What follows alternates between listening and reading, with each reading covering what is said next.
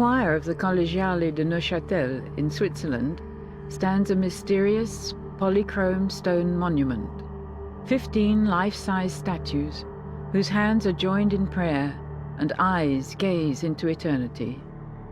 In the middle of this colourful group there is a dedication in Latin. It tells us that Louis, the illustrious Count and Lord of Neuchâtel, built this tomb and the whole work in memory of his family in the year 1372. Lower down, another hand has added the following.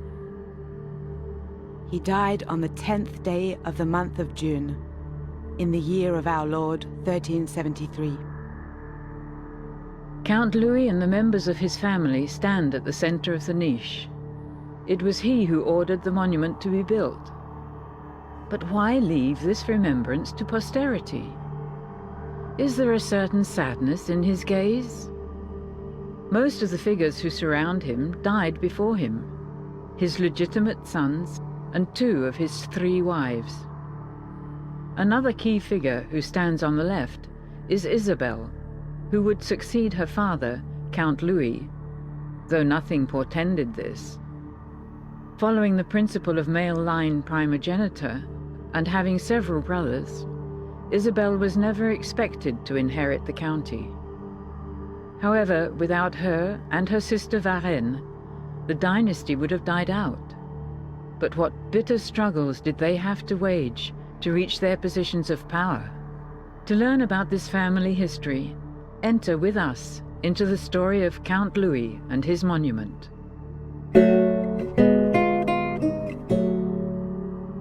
Count Louis didn't have all the statues carved during his lifetime, as the monument was constructed in 2 separate phases. To start with, observe the 2 standing but recumbent figures that date from approximately 1340, and who lived prior to the monument of Count Louis. Here are Rodolphe IV of Neuchâtel and Eleanor of Savoy, my father and mother. Their statues were lying on a tomb, which is why their heads rest on cushions. During the second stage, Louis had the monument proper created in 1372. He had the statues of his parents raised and added to those of his loved ones. Let me briefly introduce them to you. First, Louis, the central figure, is shown armed for battle. On either side stand his wives, the Countesses Jeanne de Montfaucon and Catherine de Blamont, who were the mothers of his legitimate children, and also Marguerite de Vaufflon.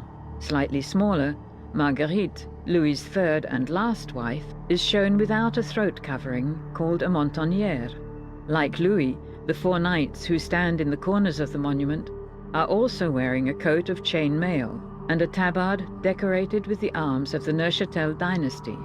The knights are probably his 3 sons and son-in-law, Rodolphe de Nidau.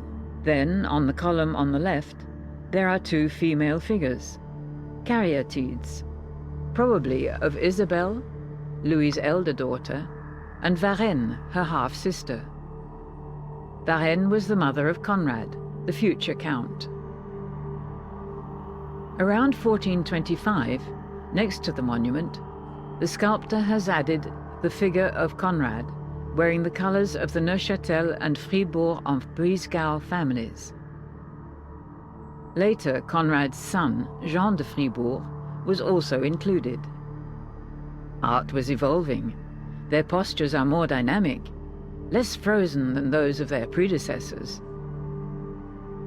Lastly, the statue of Rodolphe de Hochberg, which differs from the others by its lack of colour, was added after 1487. Rodolphe was the nephew and heir of Jean de Fribourg. He was the last figure to be represented in this medieval statuary group.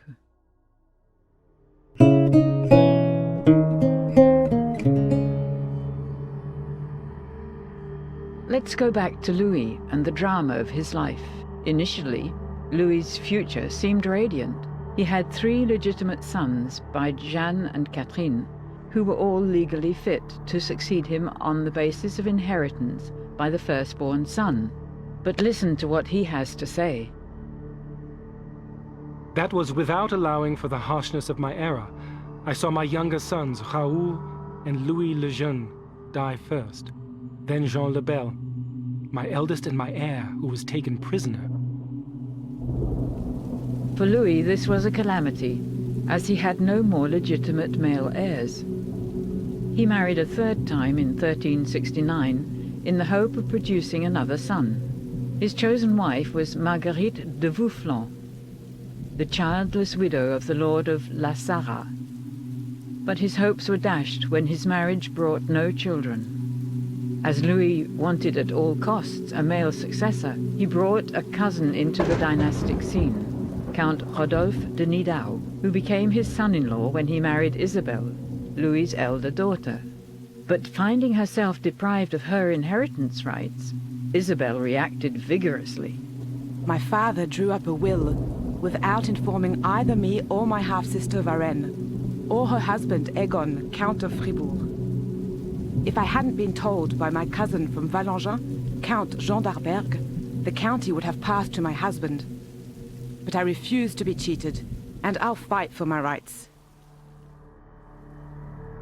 Storm clouds hung over the Neuchâtel family as Isabel demonstrated her independence, not just towards her father, but her husband too. How am I going to turn this situation to my advantage? You'll find out by joining me at the foot of the monument.